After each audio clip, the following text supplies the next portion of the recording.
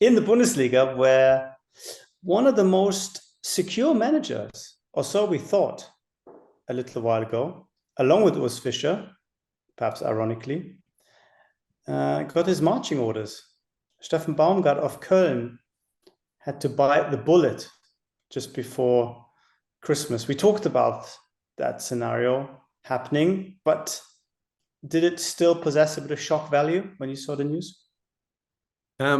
Yes, it did, especially in connection with the transfer ban that now Cologne is facing. The next two transfer windows will be closed for FC Cologne. And when we talked last time, I think our impression was keep the manager and buy some players. And now they lost the manager and can't buy any players and can't loan any players and whatever. So can't change their squad to the better. And I have my doubts if this combination will lead to any good. Christian Keller, the CEO, if you like, at FC Cologne, he tried to change the atmosphere from this point on and said, yeah, everybody might have the feeling that it's an absolute low point and so on, but now there is a chance to turn things around, new opportunities and so on. But it was like, it sounded so much like whistling in the dark. I don't know how you saw it. Whistling in the dark, good football Deutsch. Fußballdeutsch, learning Fußballdeutsch. Wobei that's, having said that, that's not even a footballing expression, but people who try to distract themselves from their own fears. Yeah. In this particular case. But it's so you wouldn't say whistling in the dark. What would you say in proper English? What's the equivalent?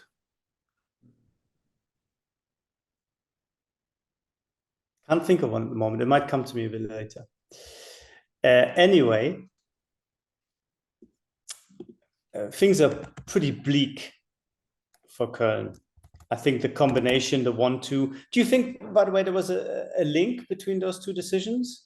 Were Köln aware that the decision from Kass would come and would knock them out as far as their transfer activities were concerned, or was it pure coincidence? Actually, I don't know. I would like to know, but I had the impression that they already knew what was coming, although they made the impression of being very surprised and angry and frustrated and so on. But yeah, it's a dubious case, but I think Cologne in a way was maybe prepared for what was coming. And so but I still don't get it.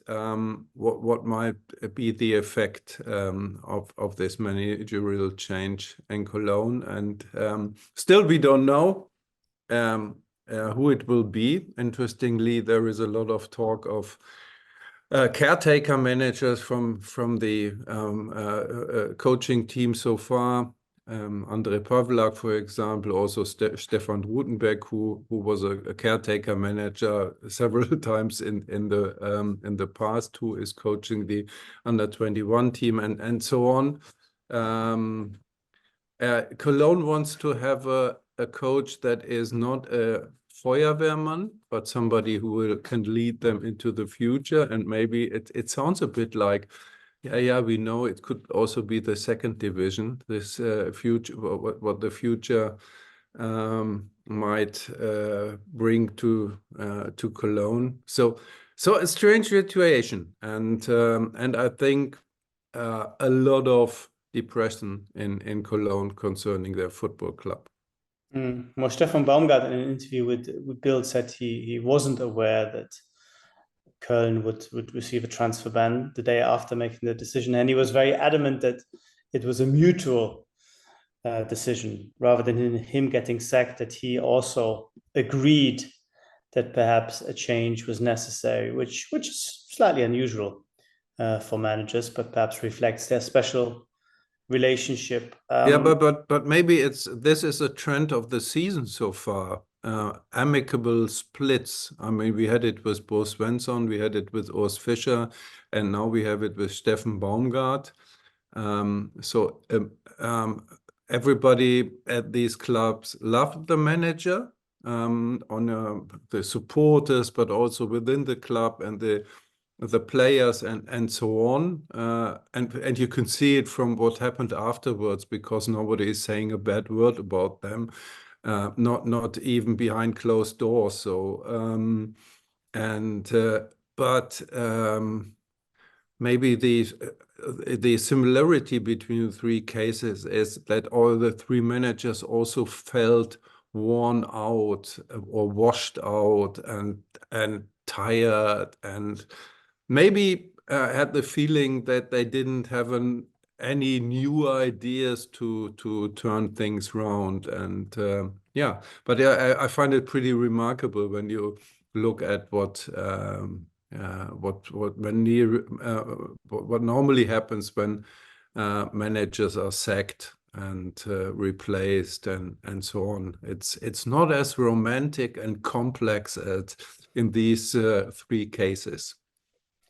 No, and I think we should make the point that those three managers would have been among the most highly rated in the league before the start of the season, working, of course, in different ways, but all looking as if they might be taking the team to more success. I mean, there were very few indications that Urs Fischer would struggle so much after the fantastic work he's done. And Bo Svensson had a real impact at Mainz when he came in, and things fell apart quite dramatically. Do you have an explanation for what's happened there? Is there a link? Is there a common theme of why things haven't worked out for these three guys?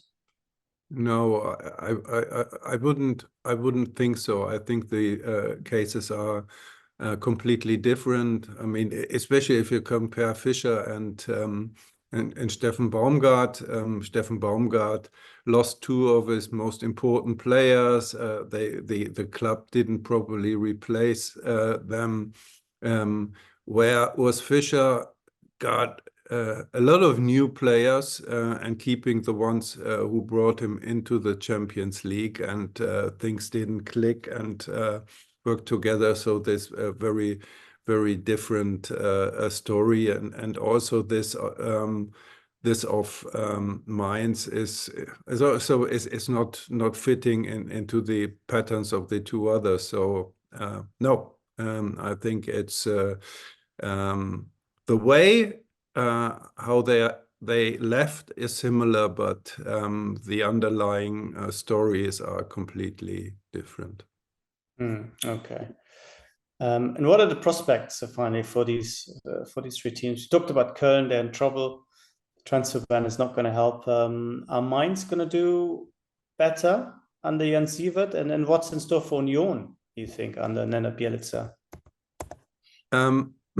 I think Cologne is really in big trouble now, and because I think it's also for everybody this combination of transfer ban and Steffen Baumgart not there anymore, I think is a big blow emotionally also, and I think it will be very difficult to turn things around.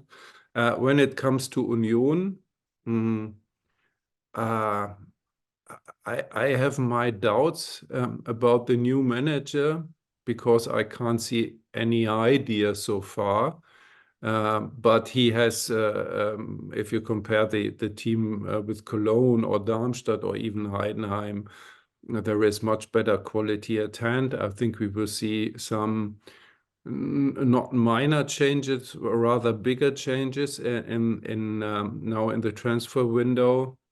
It's almost clear that Leonardo Bonucci will leave after half a year and probably return back to Italy.